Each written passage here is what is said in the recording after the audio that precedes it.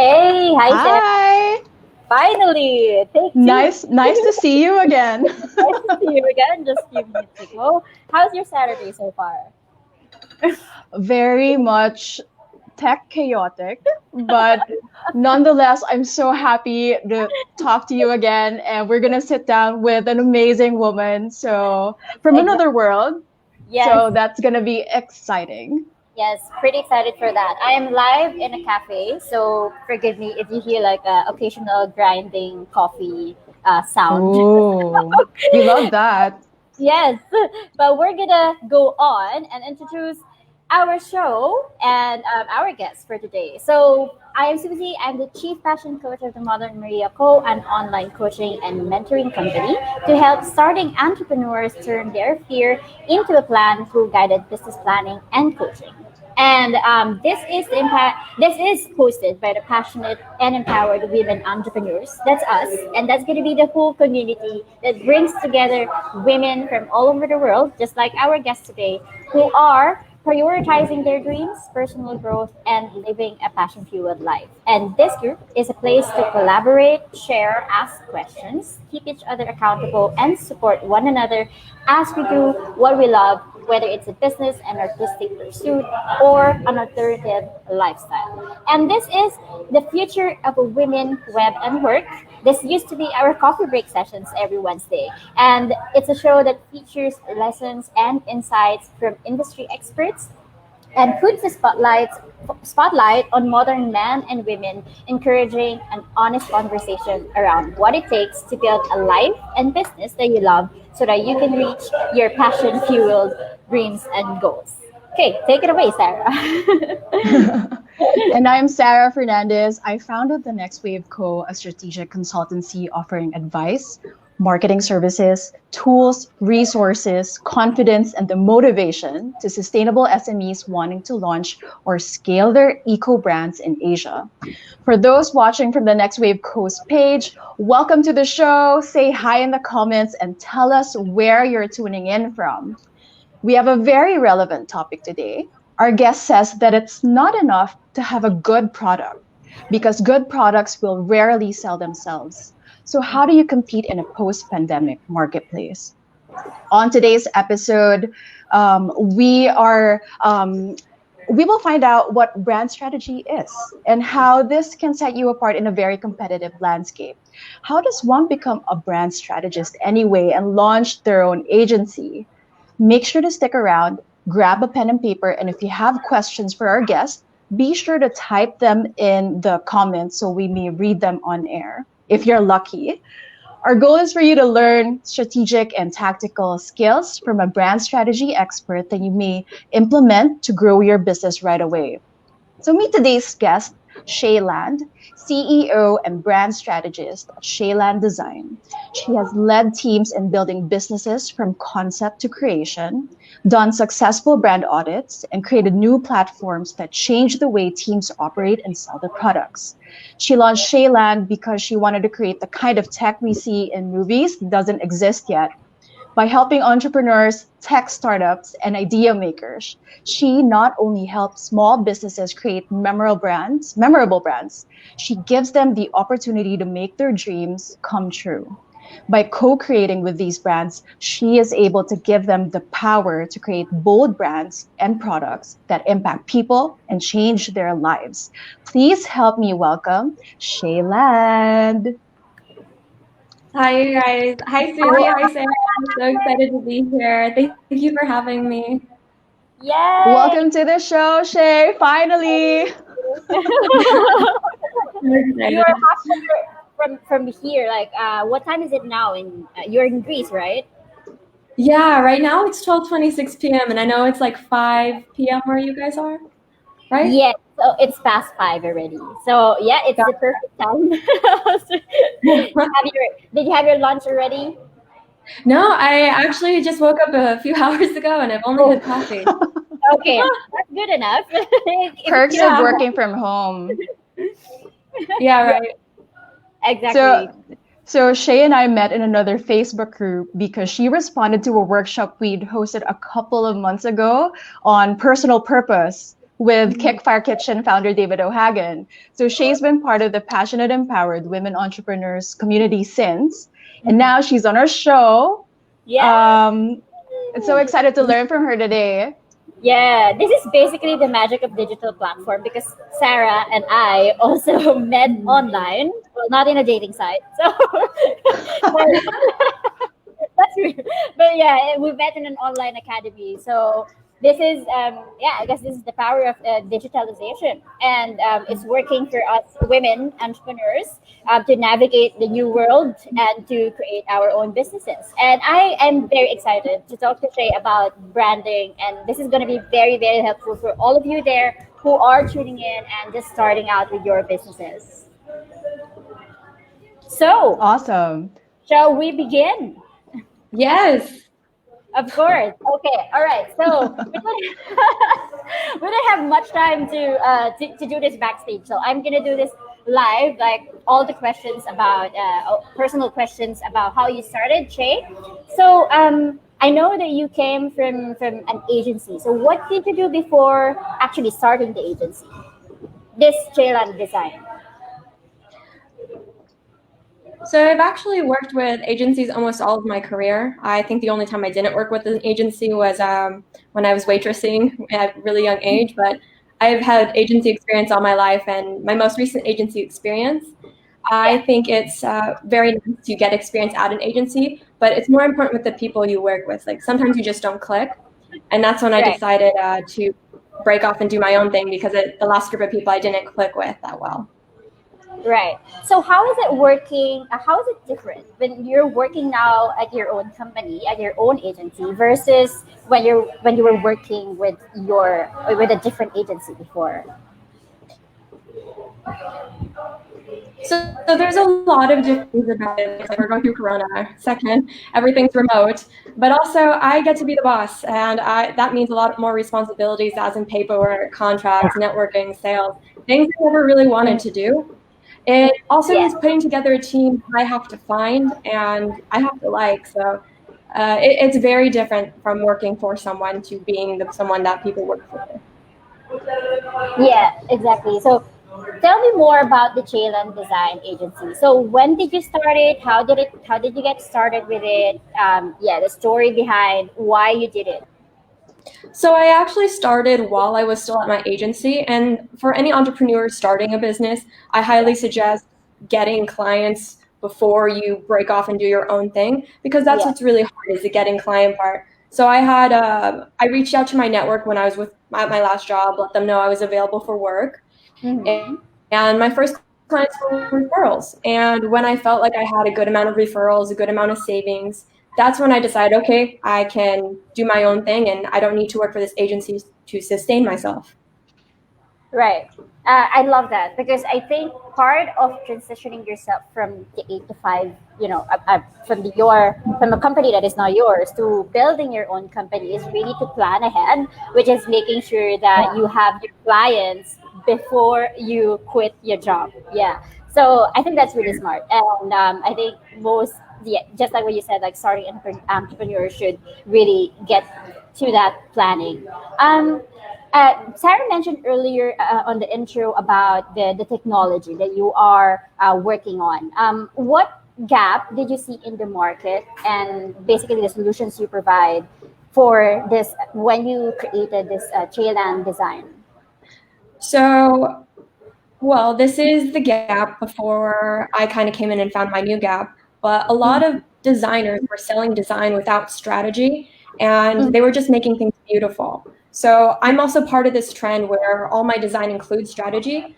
But what I realized my clients need, because they're entrepreneurs and tech startups, is they need someone to quickly prototype MVP products, which is a minimal viable product. So like the least amount of features you need in order to get an idea running so you can get it funded and you could get it tested.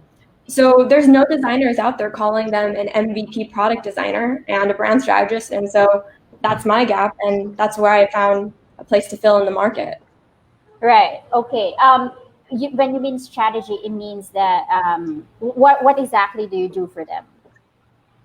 So strategy is a lot of planning. It's the part of the process that most people skip, which they think skipping it will save them time and money.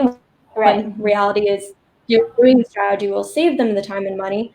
So it's a lot of brainstorming, sitting down, it's doing workshops, and then it's compiling everything that you figure out with those clients, putting it into a PDF, and that becomes the guideline to what their brand's going to look like. It's like a manual to what you're trying to achieve, your mission, your vision. And then you hand it to a designer, and a designer visualizes all that. So that way, everything you sound like, look like, feel like is consistent with your core messaging and your mission and vision, which is very important in succeeding as a brand in today's world. Yeah, I love guess that. I'm gonna go jump in and ask Shay what the difference between a brand strategy and a marketing plan. Like how, brand. So before we jump in, I have to tell you what brand strategy is. So think of a brand like a house. You need a solid foundation to build a house upon. And if you don't have that solid foundation, if a tornado comes in, a hurricane, anything that happens, your house is going to get knocked down. So the brand strategy is essentially the brand foundation of that home. And now the marketing strategy part about that is getting people to that house to sell that house. Does that answer your question? Yeah, definitely. I was thinking about when I think of brand strategy, I think of the circus analogy. I don't know if you guys are familiar with it. No. Tell us. No, really? Oh, No, okay. no. Very, very, very quickly. So imagine a circus is in town, and you own a circus, basically. You went looking for a site to build it. That's market research. You do everything to get in people. You research about what schools are in there. So that's market segmentation. Everything leading up to a sale, basically, is marketing. Now, if you think about, suddenly you become an animal rights activist, and you decide not to use animals in your circus and use people instead and call it Cirque du Soleil. Now you've totally rebranded the whole circus business, your business, right? Yeah. So that's what I think of brand strategy, maybe. Shay, correct me if I'm wrong. Yeah. No, you're absolutely right. So one of the things I've been teaching about this past week is brand differentiation, where it's one of the things I'd say is act differently. And that's what you're talking about. You're talking about someone who's acting differently but lives within the same kind of framework of an industry. And so that's being different. Airbnb does this as well with not owning any properties and selling properties and places to sleep to people without having to pay for that. That's interesting. Yeah, I love that. Yeah. So brand differentiation Marty, is very important. It is very important. In fact, Marty Neumeyer, he started as a graphic designer and copywriter and in the 70s. You may be familiar with him, Shay. But for Suzie, he's a Silicon Valley guy. So he has worked with companies like Apple, Netscape. I guess that's my generation. HP, Adobe, Google, to build their brands. In his 2003 book called The Brand Gap, he actually made a bold prediction that branding would be the most important business tool since the spreadsheet. So how do you even measure effectiveness of a brand? You mentioned Airbnb. Can you give more examples of brands who have been successful? So example of brands that have been successful. I have a personal favorite, and that's Me Undies. Have you guys heard of Me Undies? Matching underwear for couples. Me Undies. It's an underwear brand where you and your boyfriend, or your boyfriend and your boyfriend, could have matching underwear, and even your dog could have a matching bandana. And it's a subscription service of underwear. The material is beautiful. It's a little bit more expensive, but they sell inclusivity. They sell togetherness. They sell body acceptance. And I love that. I think that's one of my most favorite and revolutionary brands because they redefine what sexy is. So I would say that's probably one of my favorite shares because people don't know they're out there doing that. Yeah. But another brand I like talking about is Rihanna's brand, Fenty Beauty. I'm stuck on this quote. I saw this quote on the internet But imagine if Rihanna decided not to start a makeup brand because everyone had a makeup brand. But the thing is, like, she is what's important about the brand. So the superpower could be you of the brand, and that's what could make your brand different, is telling your story, connecting with the audience with your own personal reasons of wanting this brand to exist. And so she talks about being a little girl in Barbados, where she discovers her mother's lipstick for the first time, and it empowers her, and it becomes her way of expressing herself, and she never looks back. And so she creates this brand that it allows women to express themselves, break boundaries, like everyone wants to stand out and have an expression of who they are that day. But here's another thing about why her brand does well, is she addresses a gap of the industry. There's not a lot of dark skin makeup for women, and there's a lot of dark skinned women out there who have been ignored for years. So her brand not only shares her story and shares why she wanted to like create a brand, she addresses something that has been ignored for years by the industry itself. And so now Black women, dark-skinned women, they have their own makeup shade that doesn't make them look cakey, because I know a lot of makeup makes you look cakey. So you also asked another question, what makes a brand success, or how do you measure the effectiveness of a brand? Well, the easiest way to tell that is through sales, but that's not always the way to measure a brand's successfulness. Goal setting is very important when you're trying to figure out if you're getting anywhere.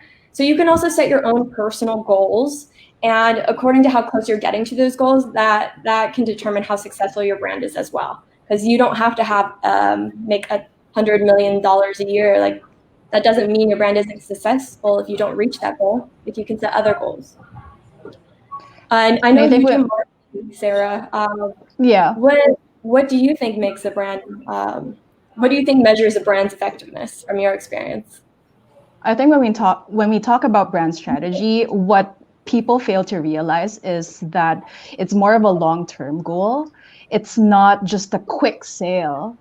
So it's more of like building legacy. And you mentioned about attracting the kind of clients and the kind of employees that you want to work with. And I think brand strategy is a tool for you to naturally filter the kind of work that you attract to your brand. Mm-hmm. Yeah. It's not easy. It's a very long-term investment. I love that you mentioned Rihanna, because one of the, I guess, memorable fashion shows that I've seen in a while was hers, when she had pregnant women in modeling her lingerie collection. It was, and she had dancers on stage. Like, what a way to disrupt the fashion industry, right? Yeah, absolutely.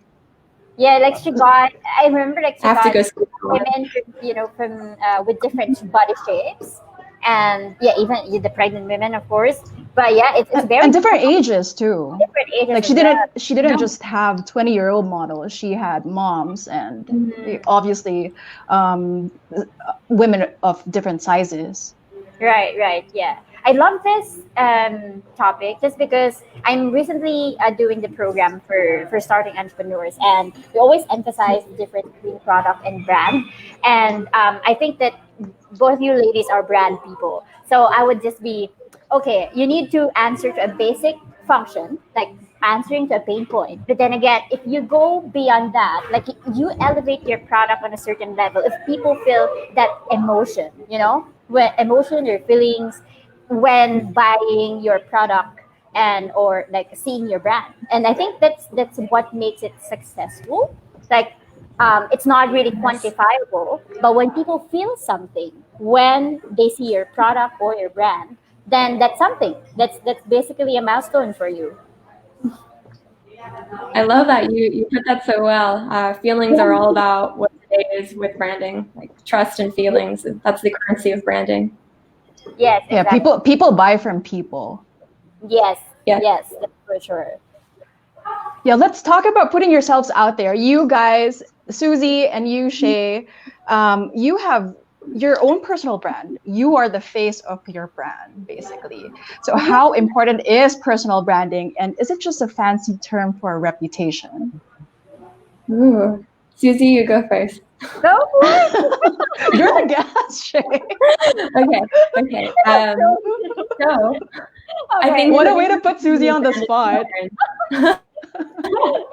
I'm just so curious to hear what other people say about this subject. If you want me to go first, I don't mind at all. No, it's okay. Yeah, you go first. Yeah.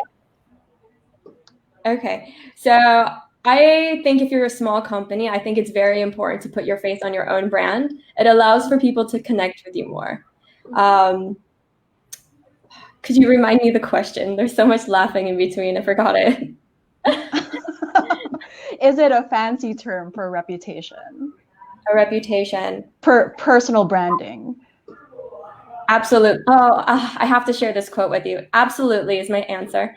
But my favorite quote about branding is perception is greater than your actual value. So I was actually talking with my boyfriend the other day. If I was poor and I had nothing to my name, but like I had this beautiful brand that made me look like I had a high education. I knew what I was talking about. I was positioning myself as someone who really knew anything, but maybe I lived in a shack and I didn't really have anything, but like I set up a photo shoot and I made myself look like something different one day. And then I was selling that online. That would be my reputation because that's how people would perceive me. They wouldn't know me as that person who's maybe not as educated, but or like living in a hut or something. And no, that's not like the best example. It's just the one I had with my boyfriend is like you could really sell yourself if you have the world perceive you as something else. Yeah, that's true. I agree. I think in my end. Oh, sorry. Should I answer already? Yeah. What's your take, Suze? That I totally agree with what Chay said. I guess for me, it's just on a practical perspective that if you are, I would say you can totally put a personal brand without your face, but on a practical perspective, you have to. Just because when you're starting, people want to know who is that person behind this company, this brand. Like I branded myself like the modernmaria.co, but it's not really my name, but definitely before I create, or for me, it's this association of trust. Like, how can I build relationship or trust with the people, with my clients? So I would want my face there or my background, etc. Mm-hmm. But at the in a practical manner, like when I'm starting out and I want to get their trust right away, I would say, yeah, your face could be one of the things that you can sell, right? Yeah. So yeah, I think it's good to build from there. Mm-hmm. I agree. Even as a large brand, if you're sharing pictures of your employees, I think that's important. Yeah. When it goes back to what you said earlier, Sarah, like people connect with people. That's very true. Yeah, that's true. Actually, I remember something that one of my friends told me that if you have like two pictures, this one picture doesn't have a person and another picture has a person, it always sells. The second picture always sells more. So when they see people, when they see also when you're a smaller company, like when people see it's a person working behind the brand, it makes it more relatable. Yeah. So basically, people connect people. I've had a lot of clients. Oh, go for it, Sarah. No, go ahead, Shay. I've had a lot of clients always tell me, I don't want stock photos with hands in them anymore. I think even though they didn't know why, they knew that people weren't connecting with photos of just hands. And there's a lot of stock photos out there with just hands in them. Right. Yeah, absolutely. So I'm working with sustainable brands, right? Like, mm-hmm. So it's even more true for brands wanting to be to sell sustainable because you have to be 100% transparent whether or not your brand is 100% there.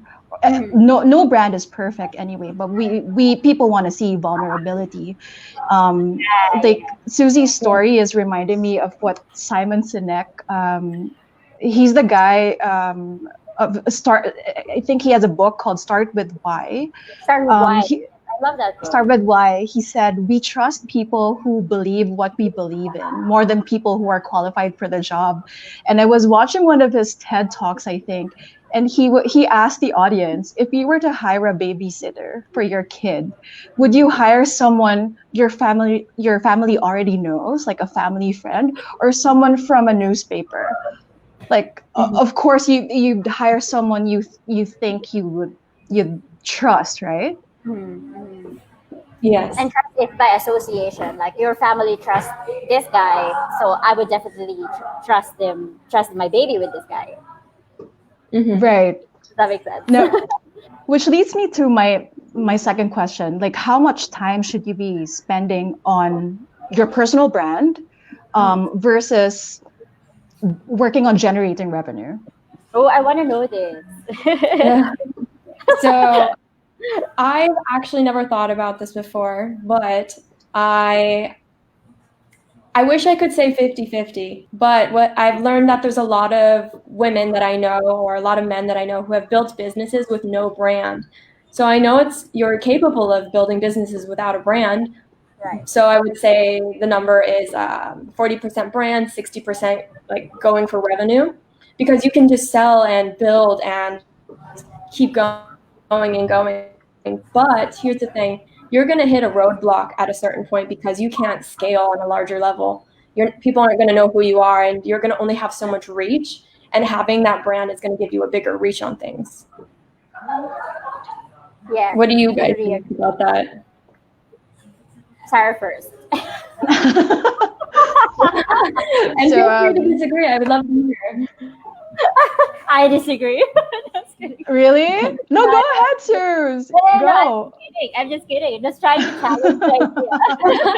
It's so good, but I agree.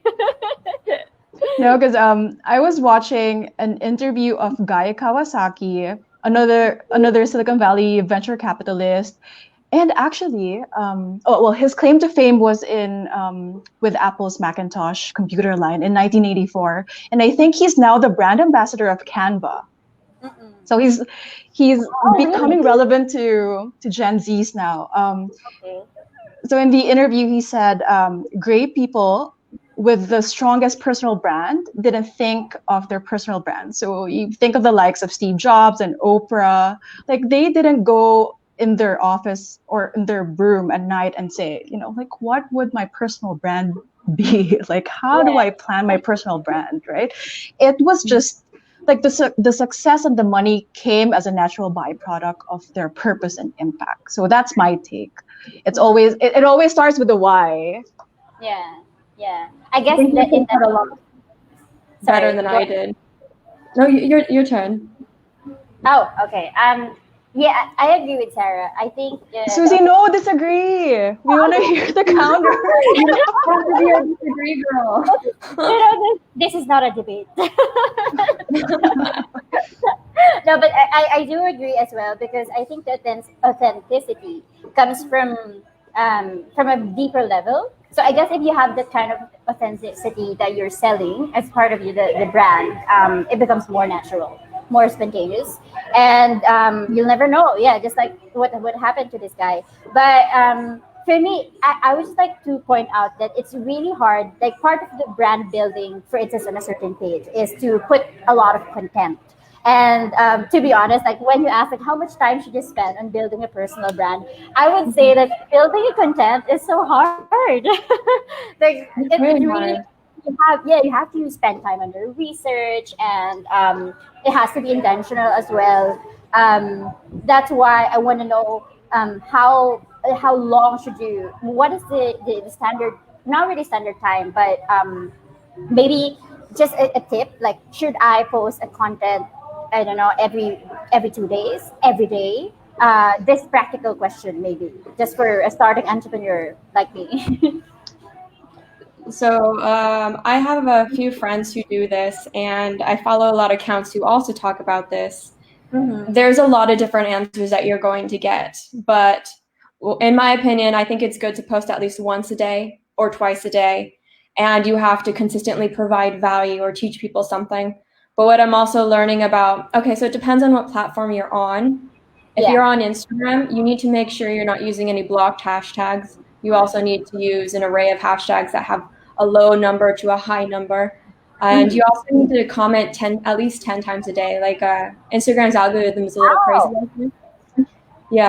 And so what I do is I turn on notifications to my favorite accounts, and I try to comment like on my computer is when they'll say like, oh, so-and-so posted. It just comes in and I'll click it. I'll make a quick comment, but I'm not just going to like do emojis. I'm going to leave something very valuable and give my insight to something. And it's a lot of work. You have to just treat it like something you got to do and not get overwhelmed, because that's how I was treating it before, where I hated social media. But I've also been playing with Facebook and LinkedIn. So I haven't figured out the Facebook yet on Facebook pages, but LinkedIn, I'm starting to figure that out. And that's where most of my clients come from, is LinkedIn. And so you're just connecting with people and putting out articles, putting out content. And how I start with creating my content is I write blogs, and then from those blogs, I pick them apart, and then I turn them into reels, and I post those on LinkedIn and Instagram. So you'll be seeing a lot more new content with me, because even I realized my first strategy wasn't the right strategy. So I've stepped in with some guidance with one of my friends, and I'm going to redo my whole strategy and teach people about MVPs and branding. Yeah. Are you? Yeah. Sorry. Go ahead, Sarah. Yeah, I was just going to ask her about LinkedIn. Are you doing better there in that platform because you are your clients are you're B2B? Yes. I don't get clients from Instagram at all. If anything, I attract a lot of designers who are trying to learn, and that's not my clientele. Like, I love helping designers, but right now I'm in revenue phase where I need to find more clients.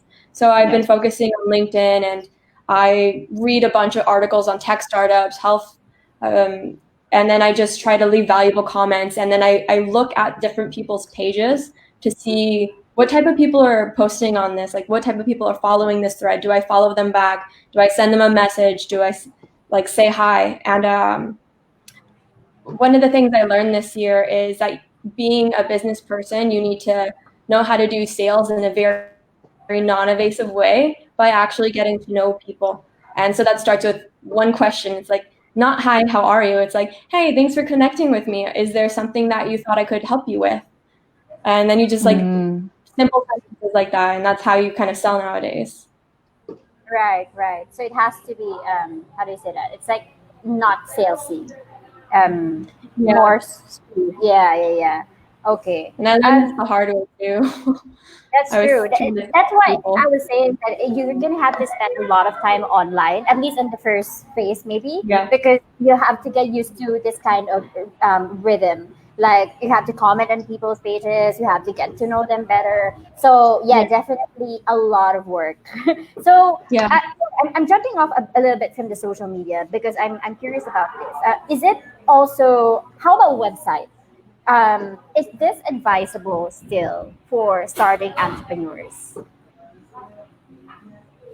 Starting entrepreneurs. So everything like Instagram, LinkedIn, Facebook, I think these are all different types of sales funnels that funnel you to something like a website. And a lot of people are going to be looking for a website because they want a full rundown of who you are, and they're not going to get that on these social platforms. So I think websites are very important to tell your story. I also think it's hard for people to create websites because they're not creating websites with proper call to actions or funnels on the website themselves. So every page, every scroll, you need to suggest an action to take to your users who are visiting, whether it's like put them back in a tunnel, like are they going to follow you back on Instagram, or are you going to show them your packages page? Are you going to have them set up a call with you after? Right. So I think at least one-page websites are important, but you should have something about you online. Yeah, that makes sense. At least I mean, because I'm asking someone to do a website for me, and I'm like, yeah, maybe I should ask someone to do how do you call it? I mean, someone who is expert in this, like just like what you said, like the call to action, because you don't want a website who has also a maintenance cost every month. I don't know how much is it, but without No. anything, you should be able to get sales from it, and not just existing just because someone said you have to have a website. So that makes total sense. Yeah. I think Okay. storytelling is probably the biggest, most important thing about building your brand. If you're an entrepreneur, you need to tell Right. your story, why you exist, and who you're here to help. I help a lot of people with mission statements as well, but um, Mhm. I also help people build a lot of websites. So I suggest things like Wix for free, Squarespace for free. Don't like Squarespace, but I still recommend it if you're on a cheap budget. And my favorite's Webflow. My Webflow is 197 a year for Mhm. hosting, and you get a Yes. domain. But what I love about it is it's made for designers or people who are excited about moving things around and kind of laying them out artistically. So I think that's like the best platform in my opinion. It's very flexible and scalable. But for Yeah. free, Wix and Squarespace. Yeah, for sure.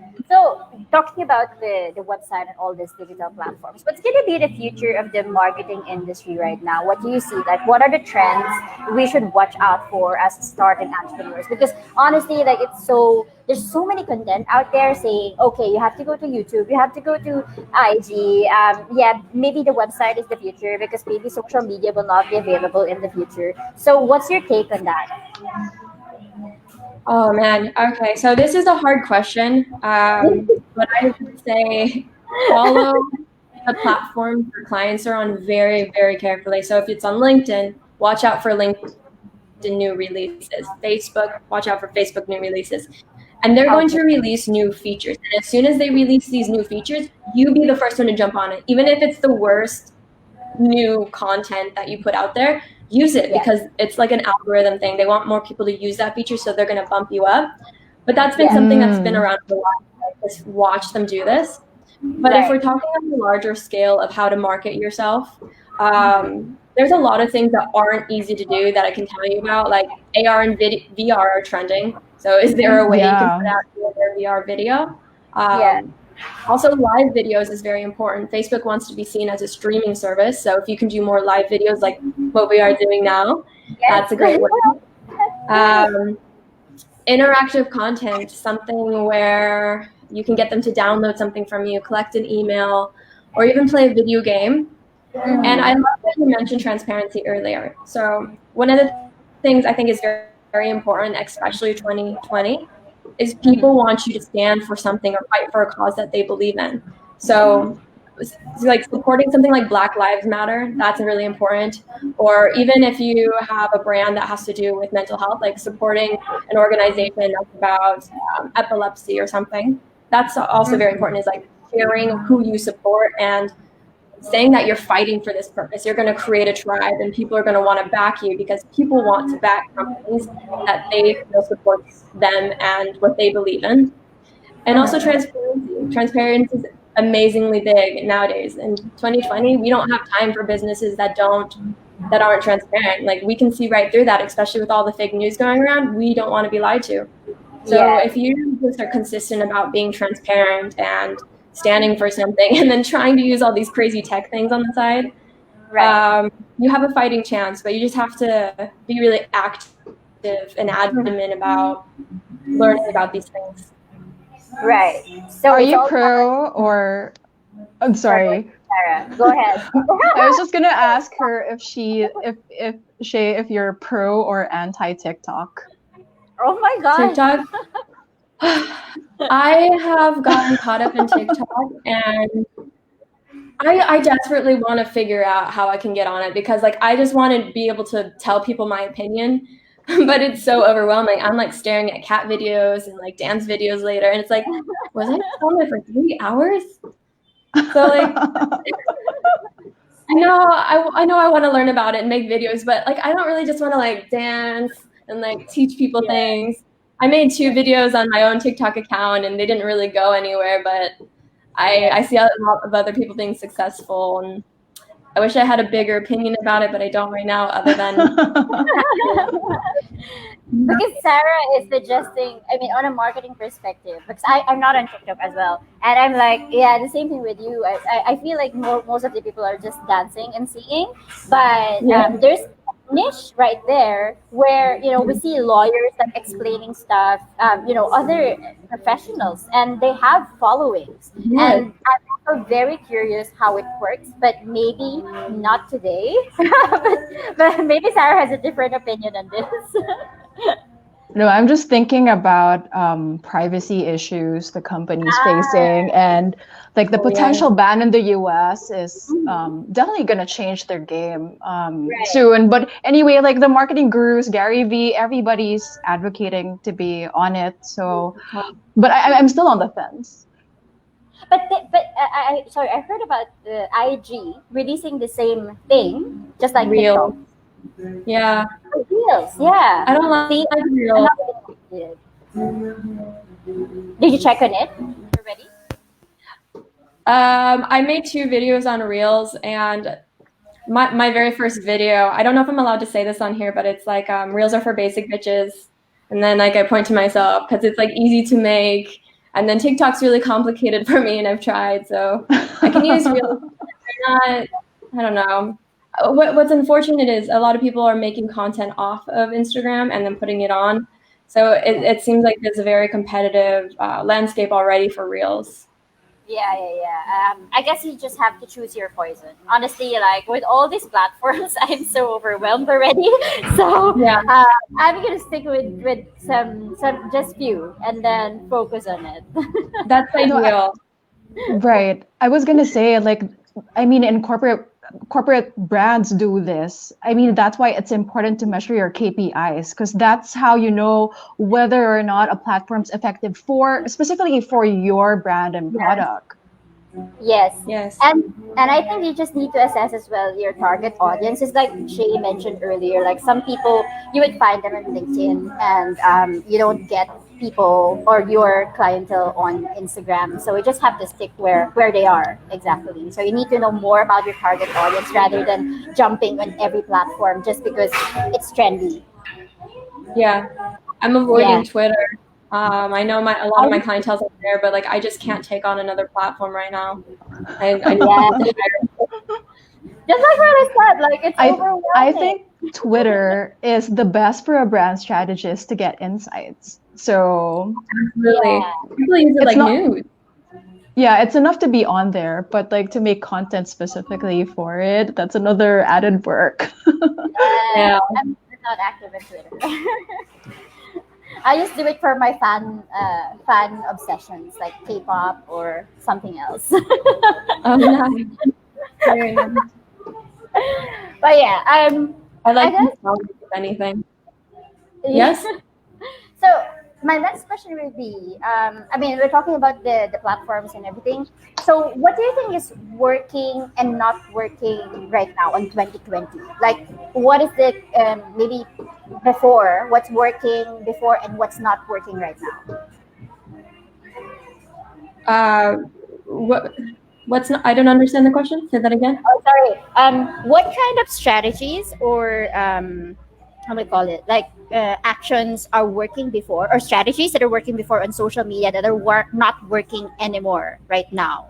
Like, what do they transition from? Does that make sense? Sorry. Like, what is out of trend now that we used to do? So a lot marketing strategies or brand strategies? Yeah, brand strategy. Sorry. Brand strategies that aren't working. With the whole authenticity thing, if you're not authentic, people aren't going to support you anymore. But there's also a lot of businesses that are, I don't have the list in front of me. I was just reading an article, but there's some businesses that are going to last a lot longer and be more sustainable because they were able to quickly adjust to being remote online. I don't know if I have the right answer for you now for this one. This one's a tough one. But I love to. I guess it's ever evolving, right? Yeah, it's super dynamic.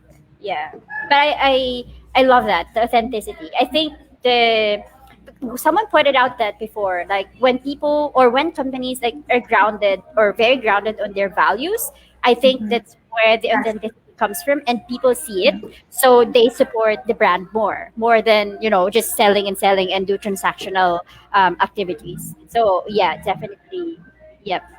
Okay, I I think. just, Yeah. oh, I just Go. read something recently on how entrepreneurs and freelancers are kind of tackling this issue. Mhm. There's a woman that specifically reached out to me where she's creating a platform for bargaining your services. So instead of not having a job, she puts you on a platform with other people who need your services, and you Yeah. bargain rather than you turning down the job because it's um, not to your exact payment that you want. Yeah. So that's I guess a solution more than a trend. Somebody's trying to tackle that for freelancers Oh. and get them jobs. I haven't heard of this, but It's a job searching Yeah, site. I read it out yesterday. job searching site. Okay. Yeah, something very similar.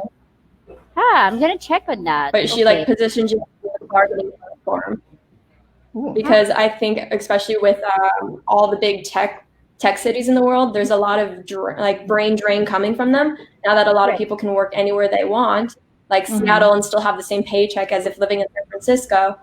It's going to affect the pay wages as well. And now you have people who are saying that, hey, I can't afford this because of COVID. Can you do this price? Or people are going to lower a lot of the wages for not having to be in San Francisco. And they're trying, there's a lot going on right now. Yeah. That's good to know. I mean, like, I want to know more about it. So, yeah. What's the name of the site? I'm gonna just note it down. I'm going to pull that up real quick. Yeah, I think we can share it later. Just want to read more about it. Okay. Okay, Yeah. sounds good. What? Sorry. Oh, I'll share it with you later. I can't find it right now. I thought it's like the name. All right. No worries.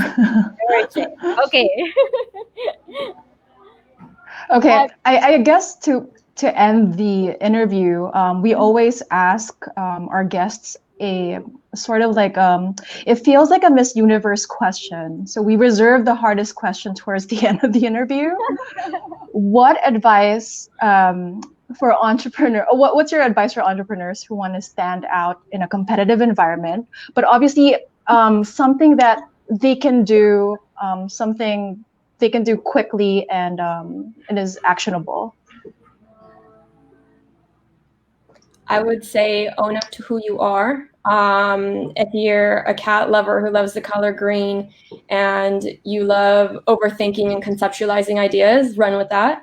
I mean, that's not a good example, but if you love Batman and superheroes and something that Batman taught you when you were a kid really inspired you and some of your process, share that story because that's going to be what differentiates you. But also just being able to tell whatever story that makes you unique and tell that consistently through all your visuals, I think that will make you stand out. And to share your face, because I think connecting is more important. I love that. Yes, the crown goes to her. Suzie, what's your biggest takeaway from today's talk? Oh my God, a lot. I guess it's just a big validation. I mean, talking to you girls, because I always thought that the branding is very, very important. I guess it's just not just up and the next level that I really have to make sure that I discuss this with my mentees, because especially about authenticity. So I think that's one thing that can survive the pandemic. I mean, even after that, when you are very authentic with your personality, it's actually personality or your brand and the values of your company. I think you're set up for a long-term success, long term sustainability. And it's also, I guess, low maintenance to be authentic, because you don't need to lie. So so I think everything else will follow if you become authentic and be you and be yourself. I know it's very cliche, but it's something that it's very simple, that branding strategy follows. So I guess you just need to be to carry that authenticity everywhere, like on every platform that you are in, on every print, even your logo, everything has to be aligned and has to be grounded on your authenticity. That's it. Yes, I agree with you. Good job. Okay, Sarah. My biggest takeaway, I guess the best marketing strategy that we've learned from Chay and also from you, Suzie, my biggest insights would be, you have to know who you are and what you stand for, but not make it just as like a marketing ploy. Like you have to really stand for something, and you need that in order for you to be a good leader, an effective leader, and for your brand to be effective, and to attract the right organization, and let that guide you in making decisions. And I think what Chay has demonstrated is that brand strategy is not just something that you do initially, or in the beginning stage of the business. It's something that you need to constantly refine, and you have to make pivots along the way, as with any marketing plan, right? And that you need to communicate your values and beliefs, and that's why people or brands such as Apple have manifestos, and that has been really, I don't know, it's been felt by consumers in the last decade, I think. Yeah, I agree. Okay. Nobody's going for the debate. Everyone agrees. No, nobody You guys are goes really against Steve I love Jobs. it. I'm sorry. Yeah. What was that? You guys really know your stuff. I love all the examples you've been showing or talking about. Yeah, I love it. Like we are aligned, even we're we're on No a different disagreement. different locations. Okay, I think it's time for you to have another spotlight, Shay. Let me know or let us know and the viewers know where can we contact you, what are your services, and the launch that you're doing for the next few weeks, few months. Yeah, what are you up to? All right. Well, if you want to learn about me more, you can go to my website at chayland.com. I'm offering two different types of packages right now. I'm offering brand packages, which are split up into three more packages. So you have the lean logo, the trailblazer, and then the entrepreneur starter pack. I also have website packages. So I have the lean website package. I forgot what this is called, but dynamic website package where the robust website package where I hire on a developer to help you create out like the biggest thing you've ever dreamed of. And I also do MVP strategy sessions where I help you get funded and get your idea in front of angel investors by creating a prototype that works so you can test it out. So chayland.com, follow me on Instagram, reach out to me, ask me questions. I'd be happy to even just talk to you about branding and like drink coffee or wine with you over the computer. Right. Oh wow, I'm super stoked with with sorry, what was the last one? When you invite them to have a presentation with the angel investors, is that right? Is this Yes. the MVP prototyping? Yes. So I help people create either apps or products, and I help them prototype their idea.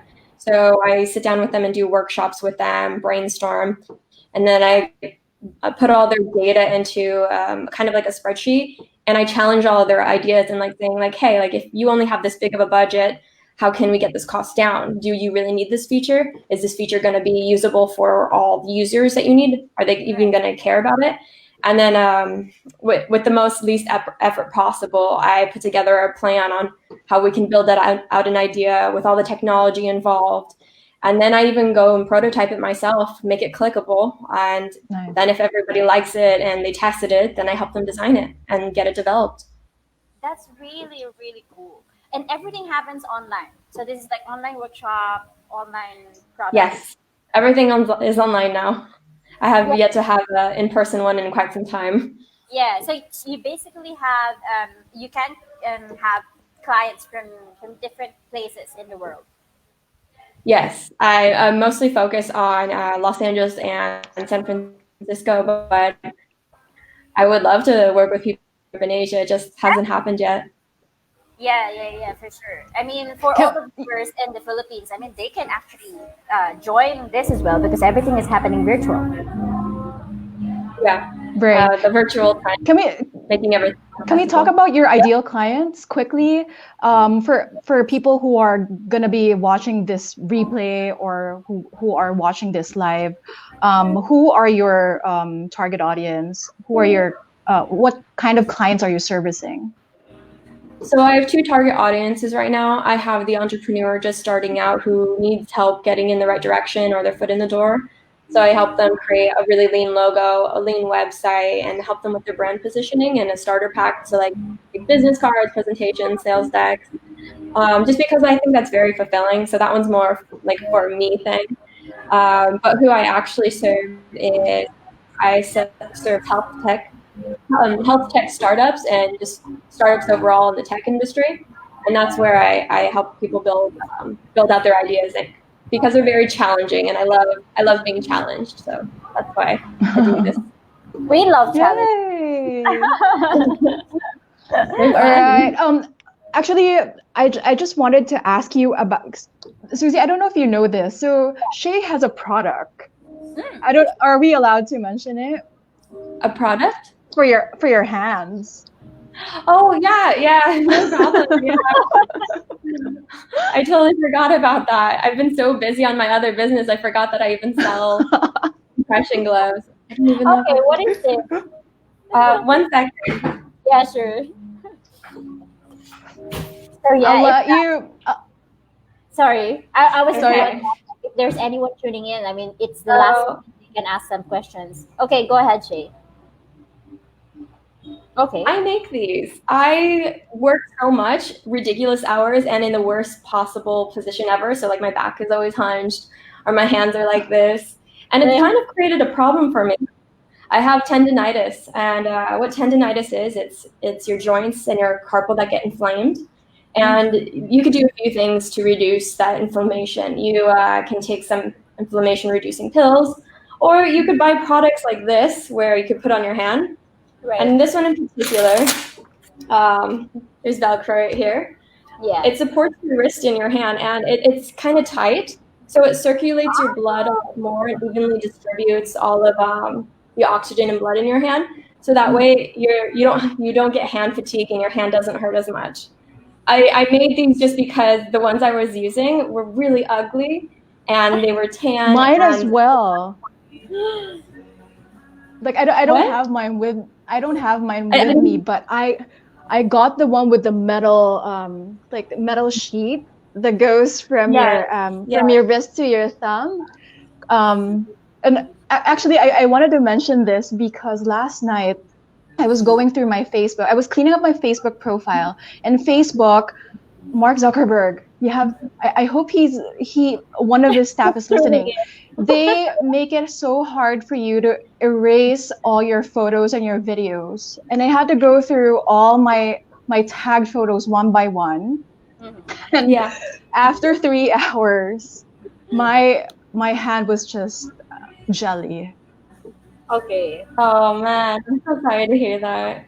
So I'm interested. Like, do you ship it worldwide? How do we get to have this if we're interested? Say that one more time. How can I send it worldwide? Do you ship it? Yeah, do you ship it worldwide, or is it available somewhere? I do. Yes, so I'm trying to work with, trying to get partnerships right now to distribute them in different types of stores. So I haven't really been selling them, but I do personal sales where I send them all around the world. Like I don't mind. I haven't sent any to Asia yet, but I've sent them all around Europe and America and Canada. Canada really likes them, so I have Canada supporters, which is nice. Okay, all right. So I guess it's something we can consider. I'm not sure. I think it's not my pain point yet, but I'm sure a lot of people, especially people who are working from home right now, would love to get the product. Yeah. Yeah. All right. Amazing, Shay. Anyway, Susie, we need to wrap it up. I wish we could talk to you more. This has been really it's a one of a kind episode, like considering our boo in the beginning.